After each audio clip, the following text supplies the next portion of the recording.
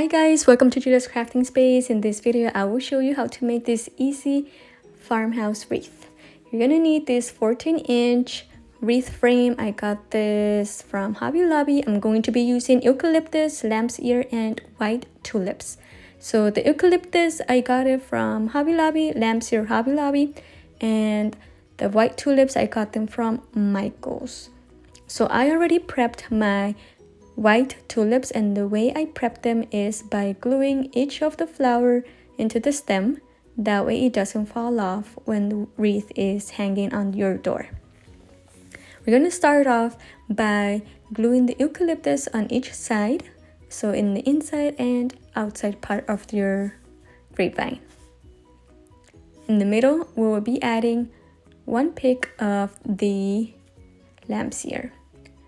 And I used one garland of the eucalyptus and maybe half or close to one garland of the lamb's ear.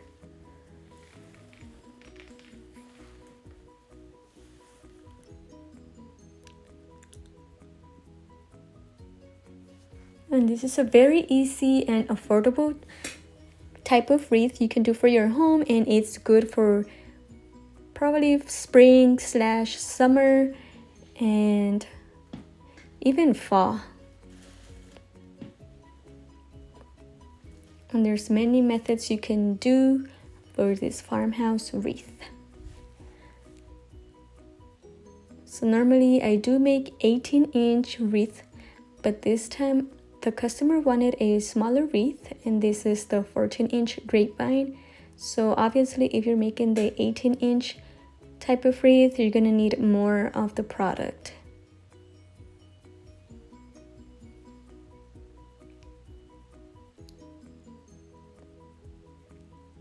I also want to take the time to say thank you to all the new subscribers. I hope you're enjoying this content, and don't forget to like and subscribe, and let me know what type of videos you would like to see. If you like the bow tutorials or the wreath tutorials, or if you like to see something different. So on this video I will be doing this wreath, and I will also be doing a bow.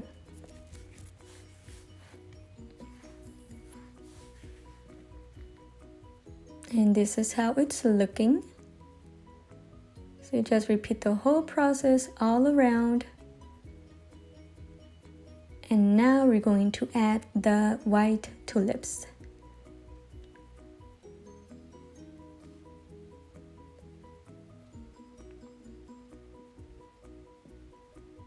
And you can do any color you wish, but if you want a simple farmhouse style, the green and the white looks really good.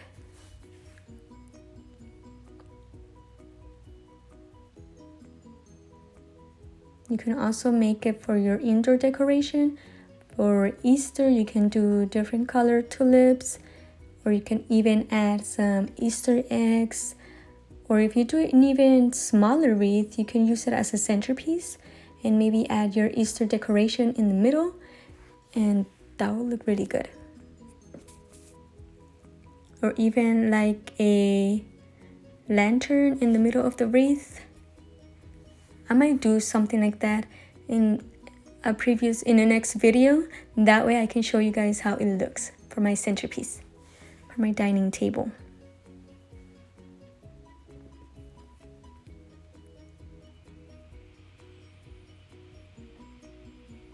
Okay, so this is how it's looking so far.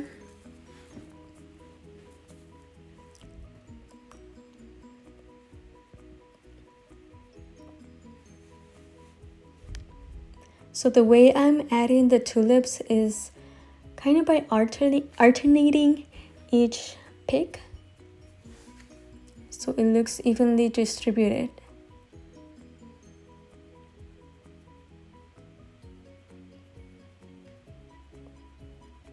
So if you follow me on Instagram, you can see I did post a similar wreath, but instead of the full circle with the tulip and the lamb's ear, I did half of it. And I added a bow in the middle, and that was a good one that I did last year, and it sold pretty quick. but this time the customer wanted a different one, so a full wreath.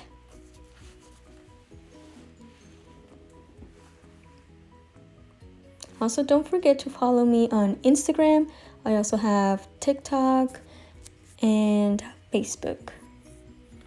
Or if you would like to purchase a bowdabra bow maker, you can also see my link down below, and you can purchase a bow maker, and it's really helpful. I will show you in a little bit how I make my bows using my bowdabra bow maker.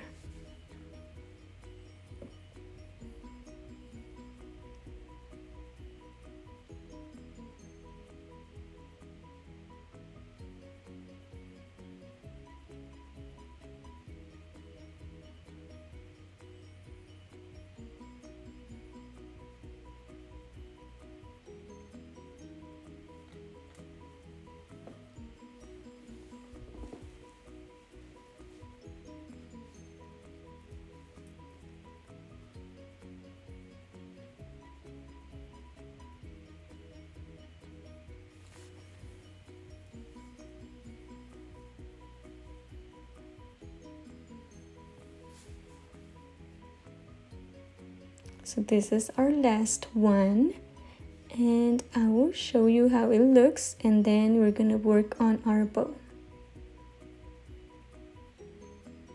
Alright, so this is the final look.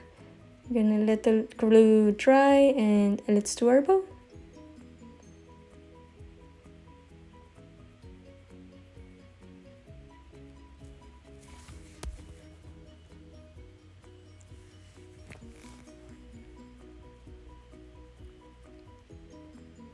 So always when you're working on your bows, you're supposed to add your wire or pipe cleaner first, but I forgot to do that, so I just added in the end. It's just under the ribbon, so it doesn't matter, it still works out, but it's much easier when you add your pipe cleaner or wire first. You can also watch one of my previous videos if you would like to see how I make bows. I have done different methods with multiple ribbons or easy bows, so don't forget to click on the link on the tab where I have the bow tutorials. And this is how it looks. Don't forget to check the back of your wreath.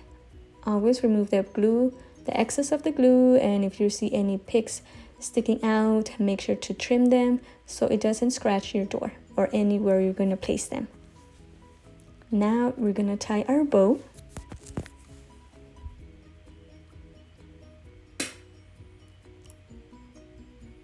And I know I didn't explain so much of how I made this bow, but I think it's very self-explanatory if you can see, or you can also see other videos on how I make bows.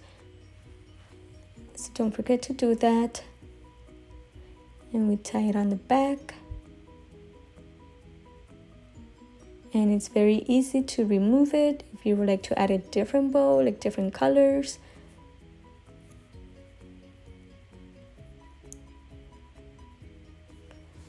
And there you go. Thank you so much for watching, you guys. Don't forget to like and subscribe, and I will see you in the next one. Bye.